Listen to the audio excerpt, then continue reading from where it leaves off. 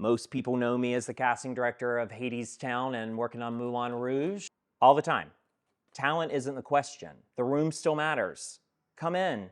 What's the one audition mistake everybody thinks is bold, but absolutely isn't? We love being wrong. It's all very attractive. Interesting beats perfect every time. What is the biggest mistake? What kind of actor thrives most in a development room? That's the fucking best. That's the collaboration that we're looking for.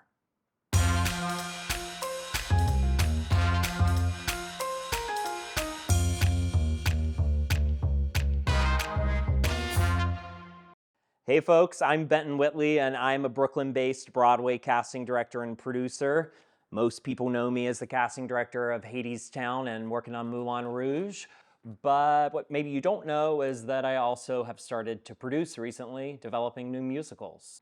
I've got some questions that you've sent in that will hopefully demystify the casting and producing process. Let's go.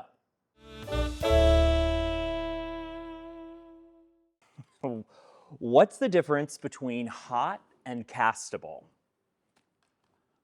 Hot walks in. Castable tells a story. What's more attractive in an audition? Confidence or vulnerability?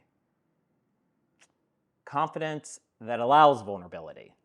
One without the other is just a costume. Have you ever seen someone be wildly talented and still totally wrong for the role? All the time. Talent isn't the question. It's the fit that's the question. How often do you know who you're casting even before the auditions? All right, people think this all the time. They think that we already have the cast fully figured out before people even come in the room. And, you know, maybe sometimes that's true, but we hold auditions for a reason, and knowing is not actually deciding. The room still matters. Come in, prove us wrong. We love being wrong. What kind of actor thrives most in a development room? Someone who is confident enough to try and secure enough to let it go. What's the one audition mistake everybody thinks is bold, but absolutely isn't? Trying to be different instead of trying to be truthful. Different is cheap, honesty is rare. What's the quickest way someone can win the room? Clarity. When I can understand who you are in the first 30 seconds of your audition, I can relax and enjoy it. What's the biggest turn on in an audition that has nothing to do with looks? Listening to the accompanist, to the reader, to the director. It's all very attractive.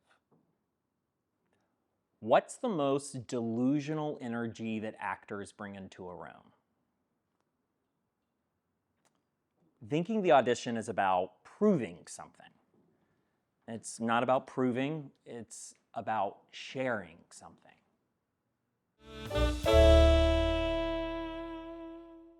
What Broadway show do actors audition the worst for? Well, you audition the worst for the things that mean the most to you, likely, because I think that honestly in auditions, like, passion needs editing. And besides the musicals you love the most, Starlight Express. Y'all know that musical, Starlight Express? The roller skating musical. Yeah. It's a musical all on roller skates, and there were people that auditioned for it that like broke their collarbone on the regular in the 80s on Broadway. Andrew Lloyd Webber wrote it, the same guy that wrote Phantom of the Opera. Oh, this is a good one. What song choice tells you someone actually understands musical theater? It's a song that actually fits your age, your voice, and your life experience, the Holy Trinity. If you got those three, if the carpet matches the drapes, we buy what you're selling. What's the one thing that drama school doesn't teach actors? Okay, there are so many things that drama schools don't teach actors, but one thing that definitely is high on the list is how to be resilient You know, the talent gets you in the door. The skills that you're taught in school get you in the door, but it's resilience that actually keeps you going when you feel like the door is shutting. What's the most unnecessary thing actors stress about? Being perfect. Being perfect is not what it's about. Being interesting beats perfect every time.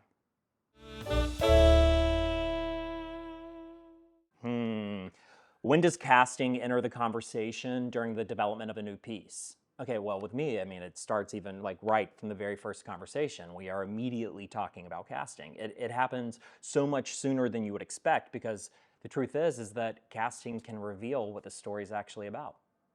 Casting's everything. Okay. What do you look for in actors when you're developing a brand new musical versus casting an established one? Yep. Okay. Curiosity. You need to be in a room with curious people when making a new musical. And so not only is it important that you feel like you have the skill set to be in it, but also that you have the patience, the curiosity, the imagination, and the team building skills. These are tough. What's the biggest mistake creatives make when thinking about casting a new musical? What is the biggest mistake? Looking for an idea, casting an idea instead of a human being. Cast a human being. What does casting teach you about the story you're trying to tell? Teaches us everything. Actors are the ultimate litmus test. If something doesn't land with them, it probably won't land with the audience. Cut it. What excites you most about developing new work right now? It's the chance to create roles that don't exist yet, to tell stories that haven't been told yet. You know, I mean, I think that we're at a really interesting tipping point as a culture and as an industry and art form. And getting to actually tell more diverse stories on stage is going to pay off in dividends in the future. What's the hardest thing to cast in Hadestown? You know, Hadestown is, it's like a abstract poem. And so what's so hard about that, I think, in 2026 is the truthfulness of that. You know, the show asks actors to be both mythic and human at the same time. And it's that fine balance of theatrical vulnerability that some people just either can do or they can't. What's the most rewarding moment in developing a new musical? There are a lot, but when an actor unlocks something that the creative team couldn't figure out, that's the fucking best. That's the collaboration that we're looking for. And what keeps you investing in new work? Belief, baby. I think we're done.